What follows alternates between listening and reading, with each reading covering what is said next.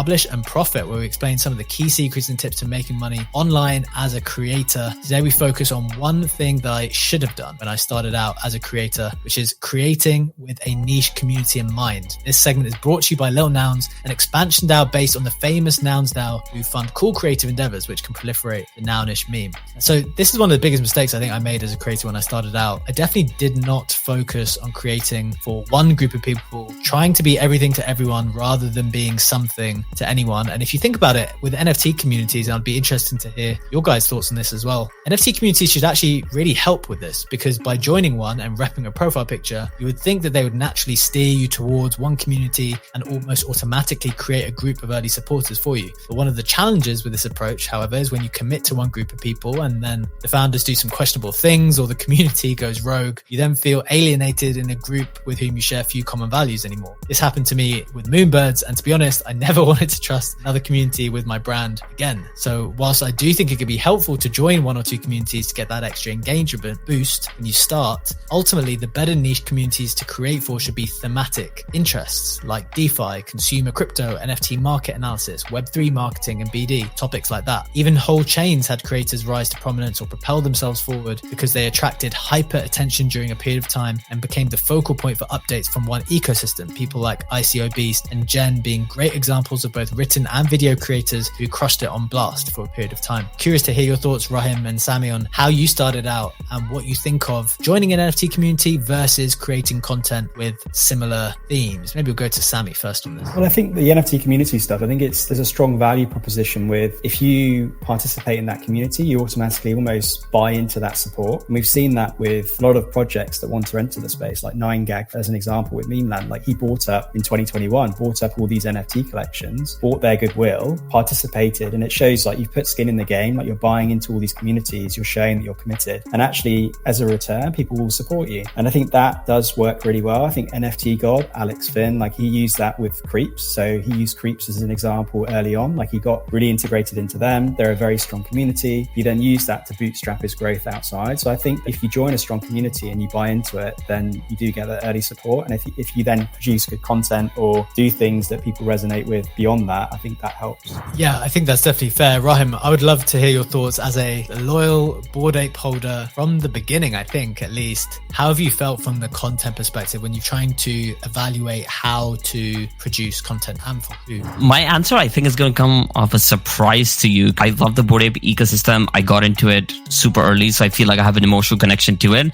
But I think my perspective on creating has never been that, oh, I want the Bored Ape community support. Like, it's great if it gets there, but I feel like this is more of me competing with myself, that I want my stuff, my thoughts and my content to be so valuable that even if you are in one of those anti-Bored Ape communities and you hate it, you're like, you know what, I fuck with this guy, I like what he's saying. So to me, like, I don't really think that. I do agree with you. Like, I think if you're looking to become like a creator, having like a thematic content like helps you kind of like really curate your audience. However, I'm completely the opposite of that. And we've had this talks, B-Check, before, like, you know, even if you look at my background, I used to be a scientist, then I went to being a filmmaker, and now I'm doing what I'm doing today. So I feel like I'm always someone like, you know, I'm interested in meme coins, I'm also interested in DeFi protocols, I'm also in traditional stuff. I do understand with me not focusing on like thematic content that it probably hinders my rate of success or how quickly I can grow, but I'm fine with it. I think it's one of those things you just have to be honest with yourself, that if you are like, you do have goals of